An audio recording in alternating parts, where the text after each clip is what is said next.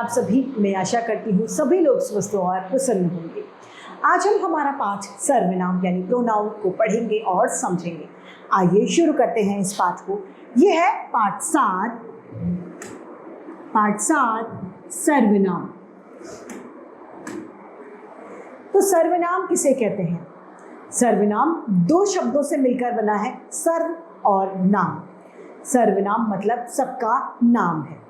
सर्वनाम वे शब्द होते हैं जो संज्ञा की जगह पर प्रयोग में लाए जाते हैं। वे शब्द सर्वनाम शब्द कहलाते हैं।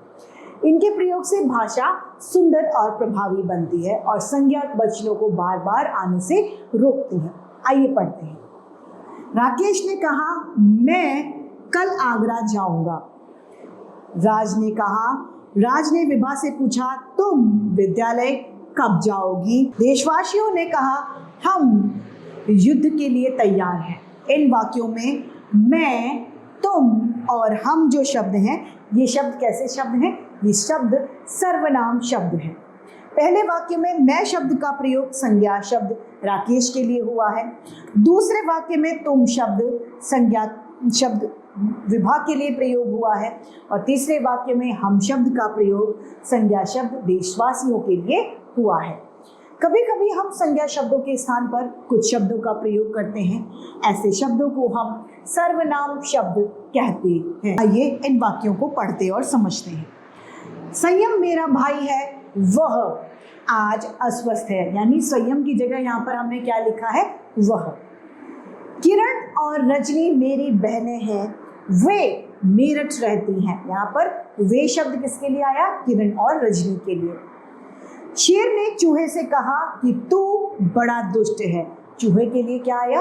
तू शब्द। राज ने अजनबी से पूछा, आप कहाँ रहते हैं? आप शब्द किसके लिए आया? अजनबी के लिए। यहाँ पर वह, वे, तू, आप, ये सभी शब्द किसी के लिए प्रयोग में लाए गए हैं और ये सभी शब्द क्या हैं? सर्वनाम शब्द हैं।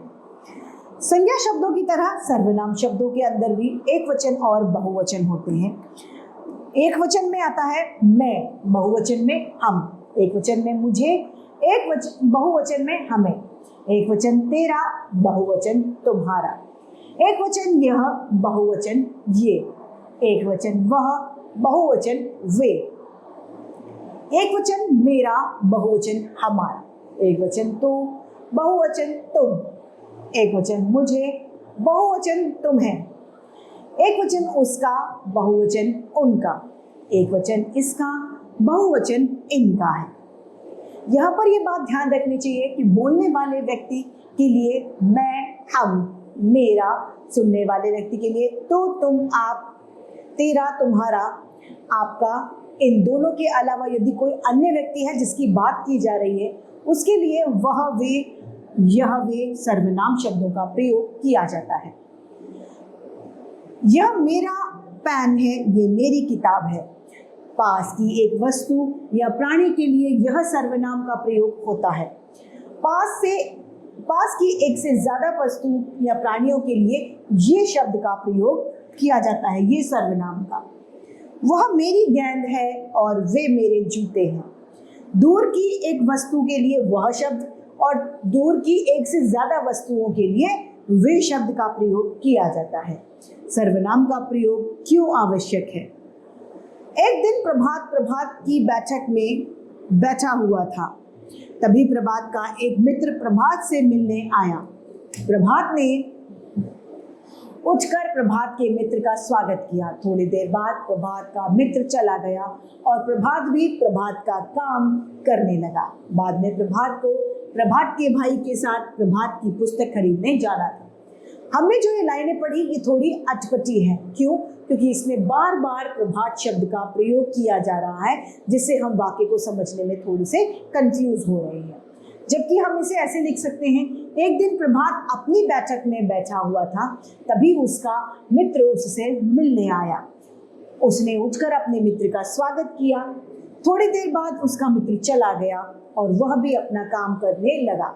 बाद में उसे अपने भाई के साथ अपनी पुस्तकें खरीदने जाना था। अब बताइए कि इनमें से आपको कौन सा विवरण अच्छा लगा? निश्चय ही दूसरा विवरण, क्योंकि उसमें हमें इसका अर्थ समझ में आ रहा है। पहले लाइनों में प्रभात शब्द का बार बार प्रयोग हुआ। प्रभात एक संज्ञा शब्द है। संज्ञा शब्द का इस तरह बार बार प्रयोग होना अटपटा यानी अजीब लगता है।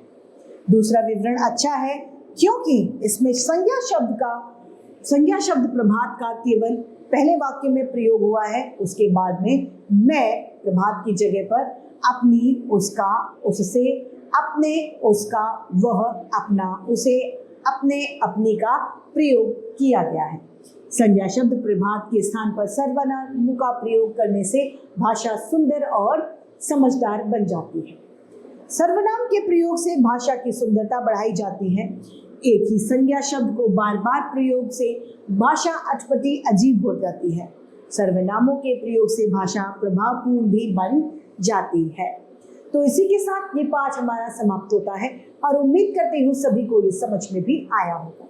आज के लिए इतना ही, फिर मिलते हैं। धन्यवाद।